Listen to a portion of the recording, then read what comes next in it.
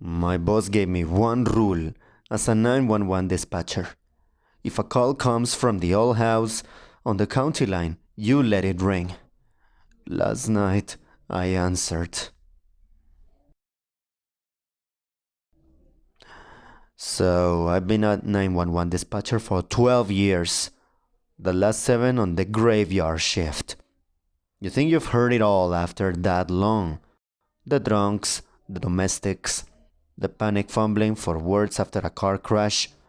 It all becomes a kind of a white noise, a rhythm of human misery you learn to navigate without letting it touch you. You have to. It's the only way to stay sane.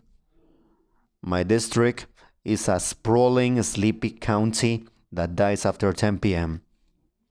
It's mostly soccer moms and retirees. The worst we usually get on a weeknight is a noise complaint or a teenager who's had too much to drink at a bonfire. The job, for me, had become a cycle of caffeine, fluorescent lights, and the low, constant hum of computer servers. I was burned out, deeply, existentially tired, in a way sleep couldn't fix. The calls were just blips on a screen, voices to be processed, categorized, and dispatched. I was a human switchboard for other people's worst day. The first call came on a Tuesday, about 3 months ago. It was 2:47 a.m.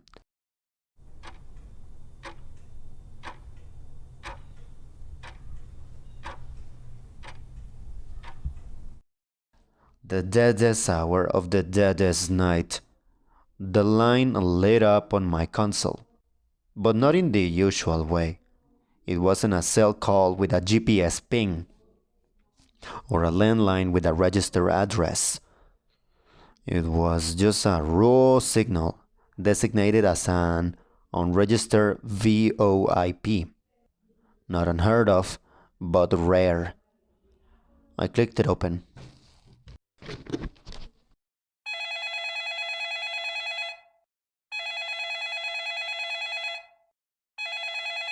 "911, what's your emergency?"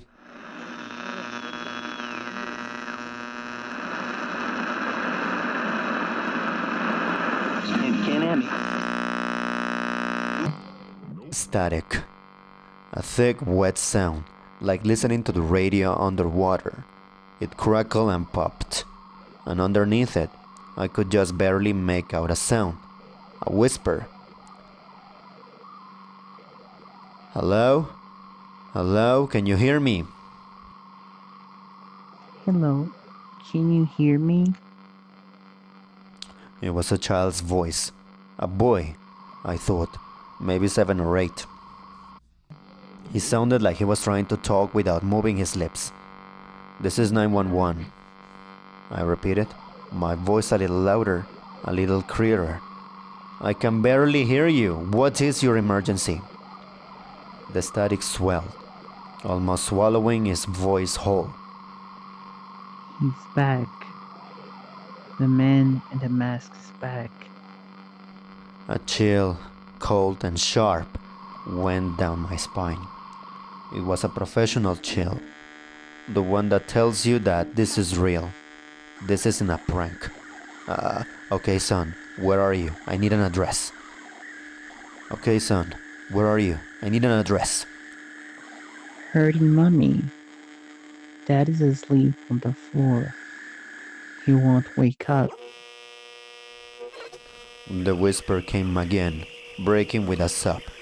The static sounded like a swarm of angry insects now. "Son, I need you to tell me where you are. I can't send help if I don't know where you are." My fingers were flying across the keyboard, trying to get a trace, but the system was kicking back errors. No location data. No subscriber info. Nothing. The old house at the end of the road. Please. He whispered, his voice fading.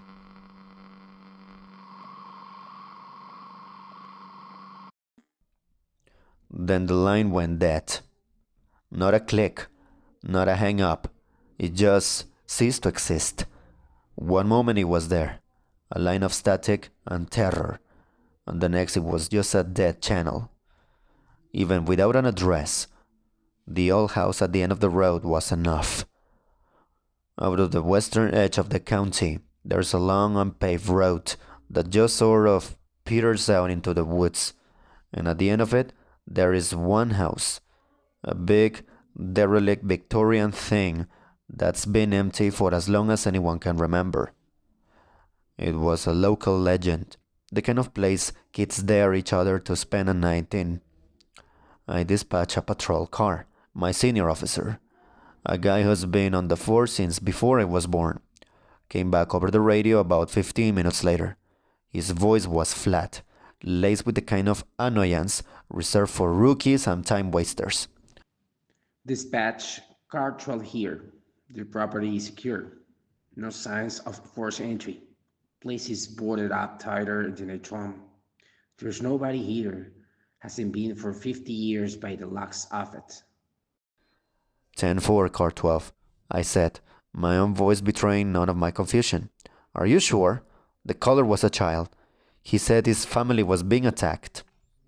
There was a sigh over the radio. All right, listen. The dust on the porch is an inch thick. The boards on the windows are gray and rotted. If someone's in there, they're a ghost. We're clearing the call. Tell whoever's playing games to knock it off.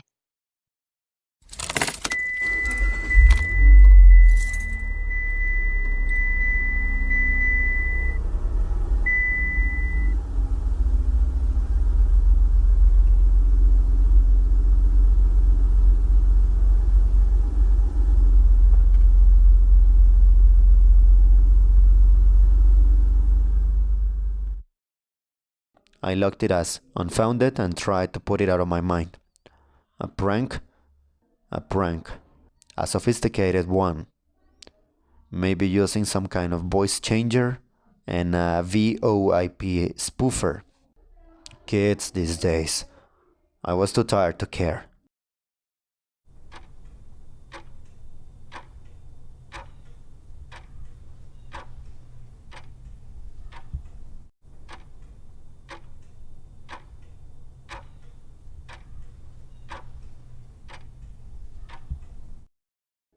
A week later, at 2:47 a.m., the same line lit up, the same static, the same terrified, whispering voice. He's in the house. I can hear him walking. This time, I felt a knot of ice form in my stomach. Son, is this the same color from last week? A choke sob. He has a mask on. The one with the scary smile. Mom is screaming. Faintly, through the storm of static, I thought I could hear it. A woman's scream. High and thin and distorted, like a sound being played backwards.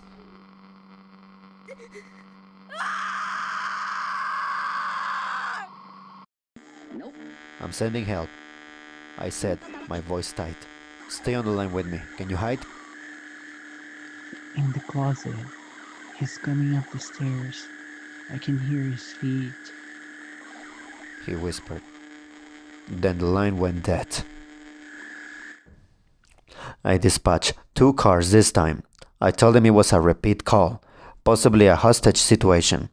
I didn't want them to be complacent. They took it seriously. They set up a perimeter. They used a bullhorn. They broke down the front door. The result was the same. An empty house. Thick, undisturbed layers of dust on every surface. Rotted floorboards, peeling wallpaper. The smell of decay and forgotten things.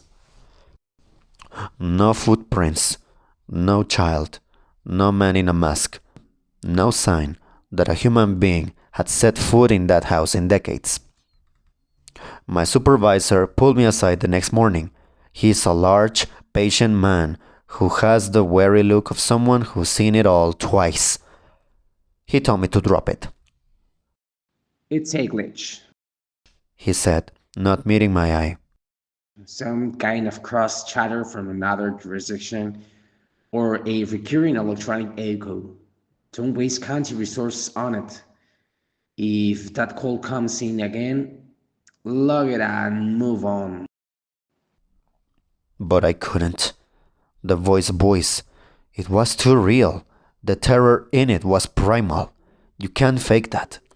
Not even the best actor in the world can fake the sound of a child who thinks his mother is being murdered in the next room.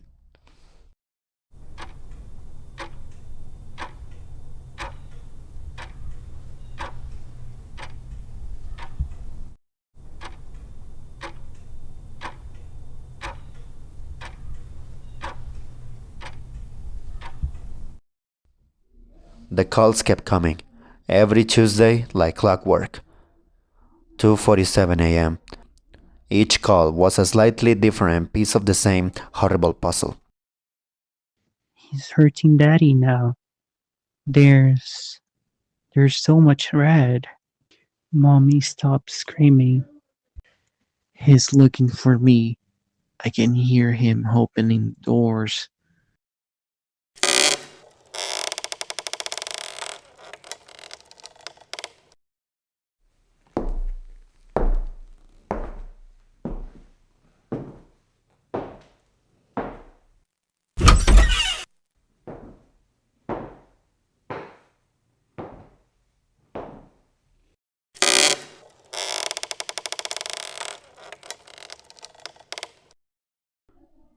Every time I sent a car, every time the result was the same.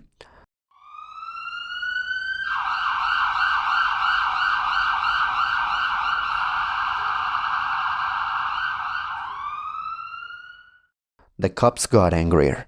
I was the boy who cried wolf. My supervisor gave me a formal warning. My colleagues started looking at me funny, whispering when I walked by. They thought I was cracking up. Maybe I was. I started losing sleep.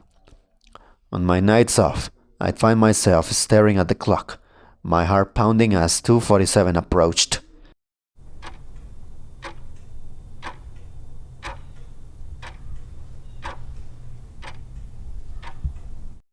The silence was somehow worse than the calls. I became obsessed. During the day, instead of sleeping, I went to the county records office. I needed to know who owned that house. The paper trail was a mess. It had been sold and resold, owned by banks and holding companies. But I kept digging backwards, through dusty ledgers and brittle property deeds. Finally, I found it. The last family to actually live there, a deed from 1968. A nice, happy family with a mom, a dad, and 2 kids, a boy and a girl. That wasn't enough. I started spending my days in the library's basement, scrolling through decades of local newspapers on a squeaky, ancient microfiche reader. The stale, papery smell of the archives filled my lungs. I was looking for anything related to the house, to that family. For weeks, I found nothing. Just property tax notices and school honor rolls. Then I found it. An article from a cold late autumn day in 1975. The headline was stark. Local family slain in apparent home invasion. My blood ran cold. I zoomed in, my hands trembling as I adjusted the focus knob. The picture was grainy, black and white. It was the house, the same steep gables, the same white Porsche. Police cars were parked haphazardly on the overgrown lawn. I read the article, my heart hammering against my ribs. A husband, a wife, and their 10-year-old daughter found dead in their home. The cause of death was extensive. The article was vague, using phrases like brutal force trauma. The police report mentioned a possible intruder, I figure a neighbor had been seen fleeing into the woods, described only as a tall man wearing some kind of pale, expressionless mask. But the last paragraph was what made me stop breathing. The family's 8-year-old son, it read, remains missing. Police found evidence that he was hiding in an upstairs closet during the attack, but the boy has not been found. A statewide search is underway. Authorities have not ruled out the possibility that he was abducted by the assailant. The crime was never solved. The masked man was never found. The little boy was never seen again.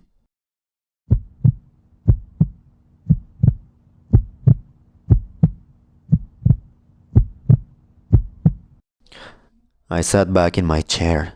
The library basement suddenly felt like a tomb. The static, the whispers, the closet, the man in the mask. It wasn't a prank. It wasn't a glitch. Was I listening to a ghost?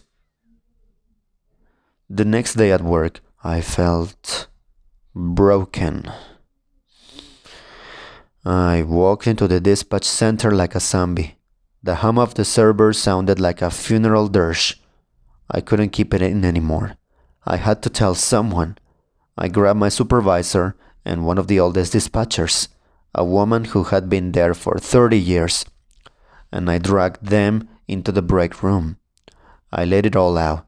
The calls, the timing, the empty house, the microfiche article. I showed them the copy I'd printed out, the grainy picture of the house, the headline. I expected them to think I was insane. I expected them to tell me to take a leave of absence. They didn't. They just looked at each other. It was a look I'd never seen before, of a grim, tired resignation.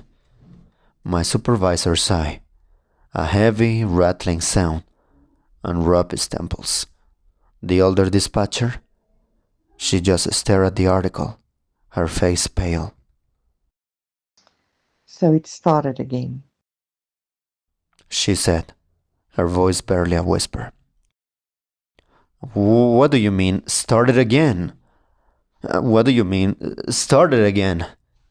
What's going on? I asked, my voice shaking. My supervisor sat down heavily. Kit, we need to tell you about the man you replaced. He said, and he looked like 100 years old. He told me the story. The dispatcher who had my seat before me.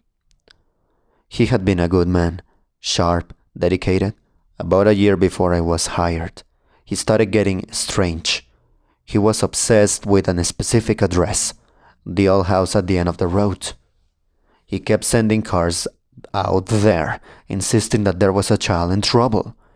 The patrols always came back empty. He started pulling old files, spending his days off at the library. He became withdrawn, paranoid. He claimed he was getting calls no one else could hear. We checked the logs. The system never registered the calls he said he was taking. We pulled the audio recorders for his console. There was nothing on them but dead air. We thought he was having a breakdown, stress of the job. My supervisor said, his voice low and serious. My blood turned to ice water. The system, it doesn't log the calls for me either. They just show up on the screen and then disappear. They don't go into the call history. The older dispatcher nodded slowly. We know. It's the same. He told us what the calls were about. A little boy. A man in a mask. I felt like I was going to be sick. What happened to him? What happened to him? I whispered, though I already knew the answer. One night, The supervisor continued, his eyes fixed on the linoleum floor. he took a call. He saw him in the console talking, his face ashamed. He was taping a report. Then he just stopped. He stood up, grabbed his jacket and his keys, and walked out without a word. The call was still acting on the screen, but none of us could hear anything on it. We just saw the open line. And where did he go? He drove out the house. His car was found parked on the road the next morning. Engine was cold. Doors were locked. He was gone.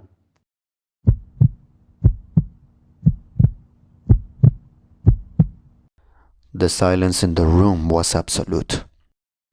We searched. The old dispatcher said, her voice cracking. We searched, the old dispatcher said, her voice cracking. The police did a grid search of the entire woods.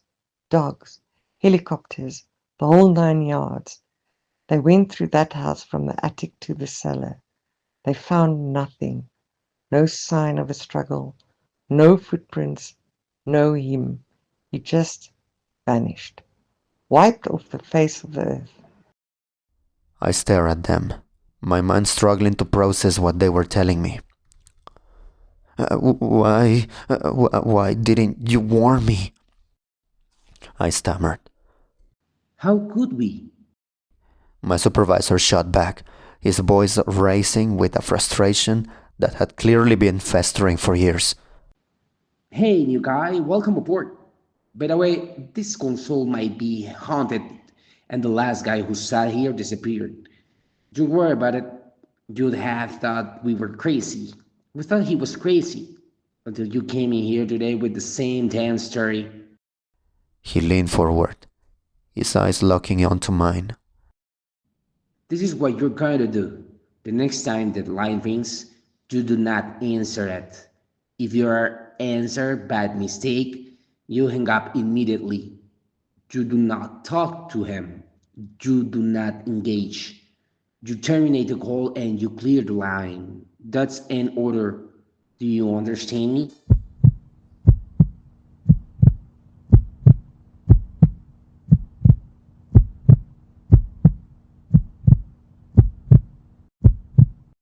For the next few weeks, I was a ghost myself. I did my job on autopilot. Every sound, every flicker on the screen made me jump. I dreaded Tuesday nights. I drank so much coffee I could feel my heart rattling in my chest. Just to stay sharp, to stay vigilant, I thought about quitting. I thought about just walking out and never coming back. But where would I go? Last night it happened. It was 2:45 a.m. I was staring at the clock, my knuckles white from griping the edge of my desk. I was staring at the clock, my knuckles white from gripping the edge of my desk. The minutes tick by like hours. 2:46. My mouth was dry. My heart was a drum solo in my ears. 2:47.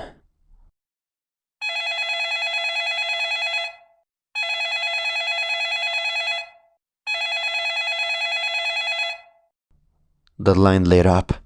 The unregistered VoIP. It felt like a physical blow. I flinched back in my chair. My training, my instincts, every fiber of my being screamed at me to answer it. There was a child in trouble. That was the job. But I remember the pale, haunted face of my supervisor. The story of the man who had vanished. I let it ring. Once. Twice. The flashing light on the console seemed to hear my retinas. My hand hovered over the button, trembling. I couldn't just ignore it. I had to answer. I had to. I clicked the button. 911, what's your...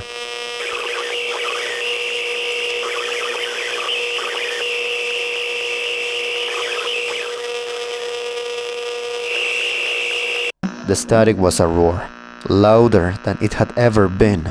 It was a physical presence in my ear, a wall of noise, and through it, the boy's voice came, not whispering this time, but screaming.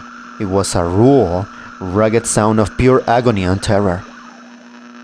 He's got me, please! He's taking me, please, sir, don't let me take me, help me! The sound ripped through my professional detachment and tore right into my soul. This was it, the climax, the moment the boy was taken, replaying for all eternity. My hand flew to the keyboard to dispatch a car. A purely reflexive action born of years of training, but I stopped.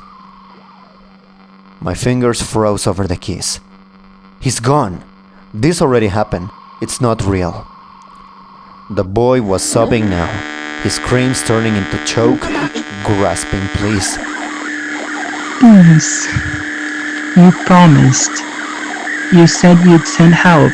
Don't leave me. Please, you promised. You said you'd send help. Don't leave me. I felt tears welling up in my eyes. I was a 911 dispatcher. My job was to send help, and I was going to sit here and listen to a child be abducted or murdered and do nothing. I'm sorry. I'm so sorry, I whispered, my voice thick. I whispered. I reached for the terminate button in my screen. My finger was a millimeter from the glass. This was it. I was choosing to save myself. I was choosing to let him go. Then, the screaming stopped. It was a fade out. It was an abrupt cut, as if a switch had been flipped. The roar of the static dropped to a low, sinister hum. The line was still open. Silence.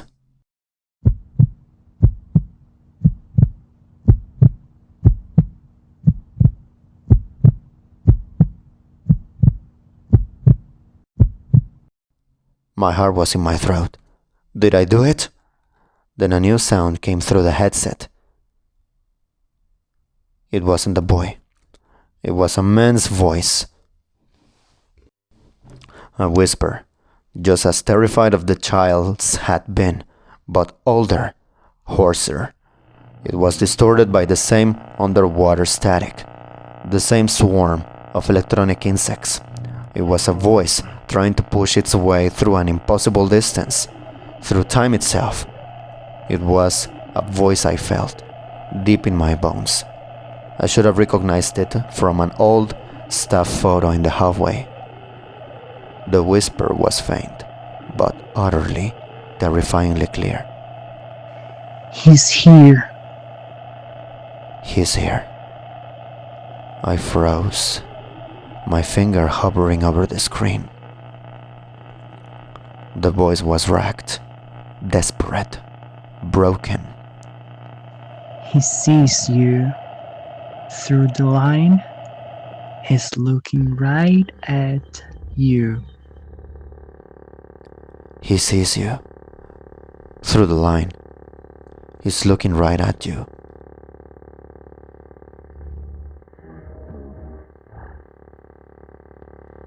A cold dread. A cold dread. So absolute and profound. It felt like death itself washed over me.